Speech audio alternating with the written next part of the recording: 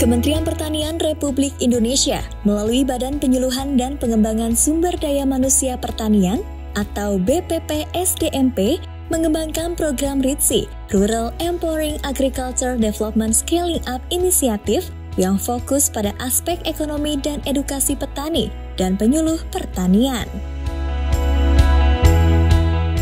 Program RITSI bertujuan untuk meningkatkan kesejahteraan keluarga tani miskin melalui pemberdayaan rumah tangga petani di pedesaan dan pemanfaatan sumber daya untuk meningkatkan pendapatan di sektor pertanian dan non-pertanian. Melalui program RITSI diharapkan cita-cita bangsa untuk meningkatkan kesejahteraan keluarga tani di perdesaan secara berkelanjutan bisa terwujud.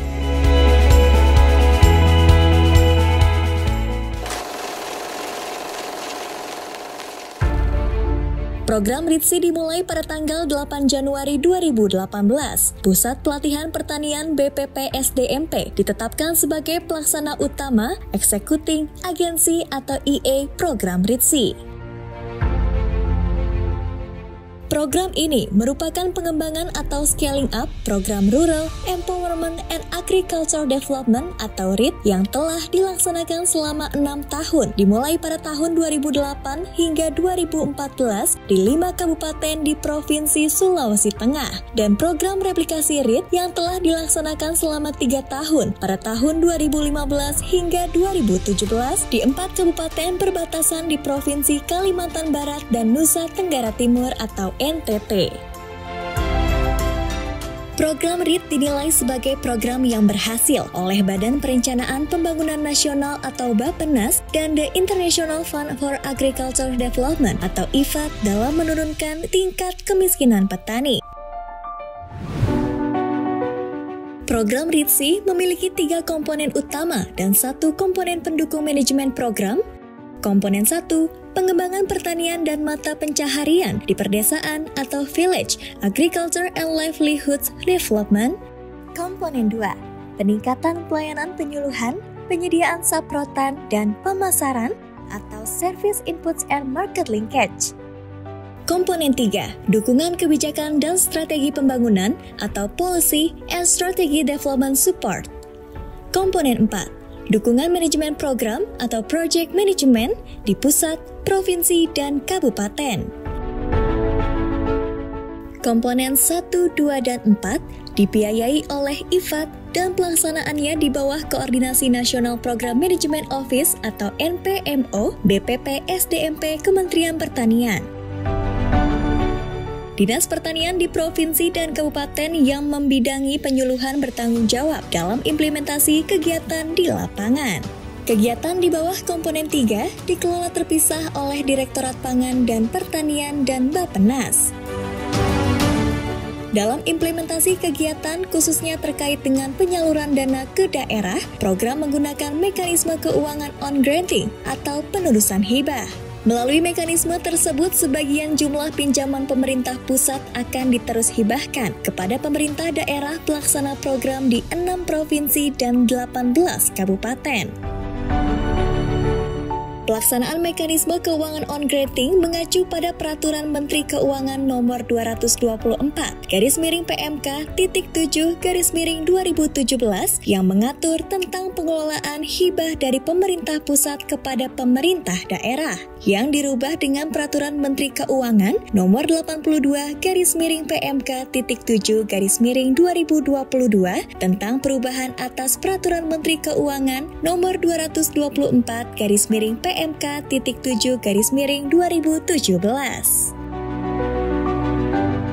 Perjanjian Hibah Daerah atau PHD tersebut mengalami amandemen pertama pada tanggal 27 Juni 2023, mengacu pada amandemen pertama PHD dan Surat Kementerian Keuangan tanggal 20 Oktober 2022 terkait perpanjangan program RITSI. Pelaksanaan program RITSI sejak April 2023 hanya dilaksanakan oleh 5 provinsi dan 13 kabupaten.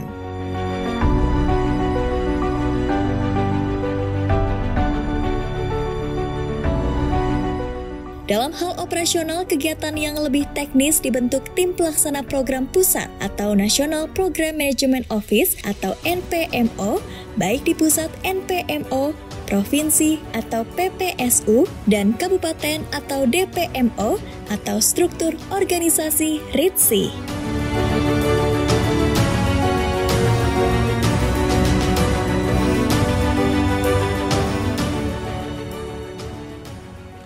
Bismillahirrahmanirrahim. Assalamualaikum warahmatullahi wabarakatuh. Nama saya Andi Amal Hayat Makmur sebagai manajer NPMO RITSI. Ingin menyampaikan bahwa saat ini RITSI sudah pada posisi 5 tahun aktivitas dan beberapa kegiatan sudah kami laksanakan, dan sampai saat ini kami masih konsisten untuk mencapai tujuan program RITSI, yaitu meningkatkan kesejahteraan petani miskin melalui pemberdayaan rumah tangga petani di perdesaan dan pemanfaatan sumber daya untuk meningkatkan pendapatan masyarakat melalui kegiatan-kegiatan pertanian dan non-pertanian. Nah, di tahun 2023 ini ada beberapa kegiatan yang sudah kami lakukan dan kami berfokus pada penegasan-penegasan kegiatan yang sudah kami lakukan di 5 tahun ke belakang. Ada beberapa perlakuan yang sudah dilaksanakan oleh RITSI untuk pencapaian tujuan program meningkatkan kesejahteraan petani di wilayah program RITSI, misalnya terkait dengan pemberian bantuan kepada petani-petani sasaran program RITSI, baik secara individu maupun kelompok. Kemudian beberapa kegiatan-kegiatan pelatihan seperti pelatihan teknis, kemudian permagangan-permagangan terkait dengan komoditas-komoditas di wilayah program RITSI. Juga beberapa kegiatan yang sifatnya dengan pendampingan-pendampingan, dan yang paling utama adalah pengembangan usaha kelompok. Nah, saat ini metode yang dilakukan untuk pencapaian program RITSI, beberapa hal kita lakukan, misalnya melalui skema secara bertahap. Misalnya untuk peningkatan usaha kelompok tani, kita melakukan beberapa pelatihan-pelatihan bisnis kepada petani. Kemudian dari pelatihan bisnis itu kita bisa mengidentifikasi proposal usaha bisnis di masing-masing kelompok.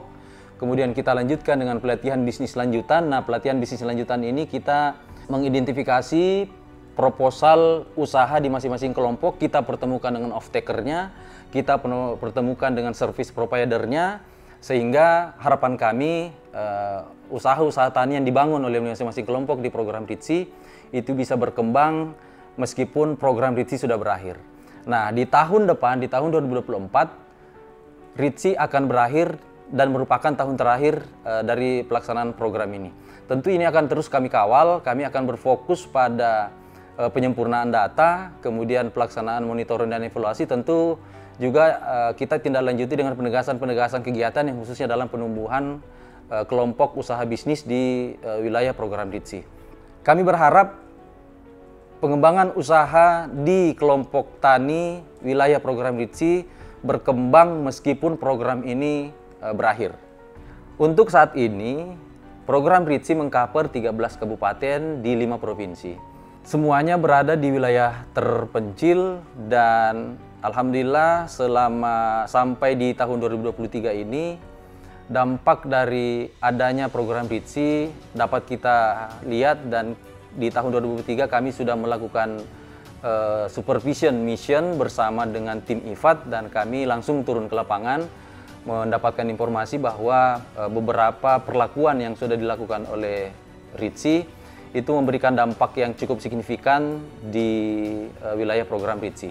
Nah, itu salah satu perlakuan-perlakuan dalam peningkatan usaha kelompok tani yang dilakukan melalui pendampingan-pendampingan yang dilakukan oleh RITSI, mulai dari tingkat pusat, tingkat provinsi, sampai tingkat kabupaten, bahkan sampai tingkat desa yang dibantu oleh teman-teman fasilitator desa yang kami rekrut khusus untuk membantu kita di RITSI.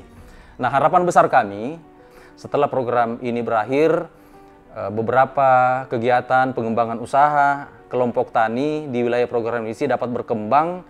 Tentu kami sangat berharap dukungan dari pemerintah kabupaten, mulai dari tingkat provinsi, tingkat kabupaten, kemudian melalui dinas pertanian tentunya, dan juga pemerintah tingkat desa. Tentu kami sangat berharap peran besar untuk mendukung kegiatan-kegiatan pemberdayaan kelompok tani yang ada di wilayahnya, dan harapannya juga desa-desa yang ada di sekitar wilayah program RITSI juga bisa berkembang dengan melihat perkembangan desa yang menjadi wilayah program RITSI, sehingga program ini bukan hanya bermanfaat bagi di wilayah program RITSI, tapi juga bisa menjadi resonansi, bisa menularkan peningkatan kesejahteraan petani di wilayah-wilayah sekitar di luar wilayah program RITSI.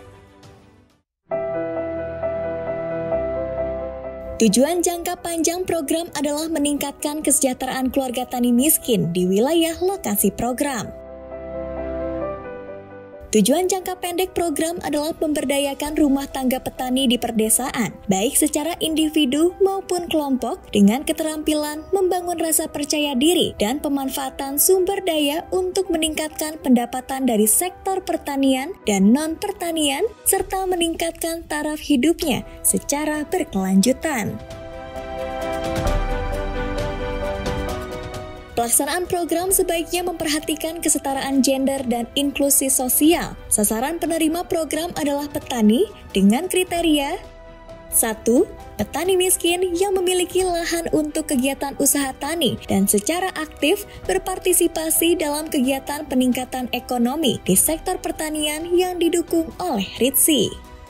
Kedua, petani aktif yang akan bertindak sebagai agen perubahan yang mempunyai potensi untuk memotivasi petani lainnya dalam meningkatkan penghidupannya. Ketiga, petani yang tidak memiliki lahan dan petani pemilik lahan sempit yang potensial untuk mengembangkan sumber dayanya sebagai sumber pendapatan keluarga. Keempat, kepala keluarga perempuan yang akan difasilitasi oleh program dalam upaya pengembangan usaha tani lahan pekarangan, non-farm, perbaikan gizi, dan pengelolaan keuangan. Kelima, program ini harus memperhatikan kesetaraan gender dan inklusi sosial di setiap kegiatan.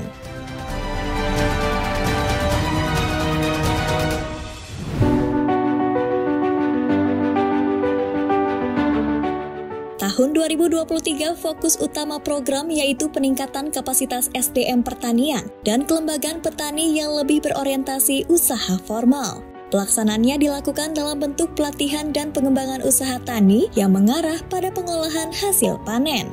Perluasan mapping akses pasar untuk peningkatan nilai tambah dan pemasaran produk, serta mengembangkan sistem pertanian terpadu berbasis agribisnis modern, teknologi smart farming, dan digitalisasi pertanian. Selain itu, rehabilitasi bangunan Balai Penyuluhan Pertanian atau BPP akan menjadi prioritas di tahun ini untuk mendorong Center of Excellence pengembangan SDM pertanian di tingkat desa dan kecamatan lokasi program. Kegiatan diseminasi informasi program pun tetap akan diterapkan untuk penyebarluasan pelaksanaan program baik secara tercetak maupun media elektronik. Kegiatan peningkatan kapasitas kelembagaan petani diarahkan pada penguatan kapasitas dan manajemen kelompok tani atau gabungan kelompok tani atau Gapoktan yang berorientasi usaha formal, dan kelembagaan ekonomi petani atau KEP disinergikan dengan konsep penumbuhan korporasi petani, Kostra Tani, smart farming, dan digitalisasi pertanian yang mendukung program utama Kementerian Pertanian. Kegiatan di provinsi akan difokuskan pada pelatihan penyuluh dan petani yang berupa pelatihan bagi penyuluh, workshop support pilot business model, study tour untuk petani, serta magang petani di penangkar maju. Kegiatan di kabupaten akan difokuskan pada pelatihan food budgeting and nutrition, technical awareness terkait cooking class, dan sarapan bersama di sekolah, pelatihan dasar bagi kelompok simpan pinjam, pelatihan atau pendampingan penumbuhan lembaga keuangan mikro, pelatihan pertanian yang berkelanjutan, sekolah lapang bagi petani, bantuan alat mesin pertanian, dan infrastruktur sederhana. dukungan tim pemberdayaan di provinsi dan kabupaten, yaitu untuk menyusun roadmap dan exit strategi pendampingan bagi petani, melakukan peningkatan kapasitas fasilitator desa atau FD, yang mengarahkan dan mengorganisasikan, melakukan pendampingan teknis kepada petani, menyediakan layanan pengembangan bisnis bagi kelompok tani yang terpilih sebagai pilot bisnis model, dan pelatihan penyegaraan literasi keuangan bagi perwakilan rumah tangga petani.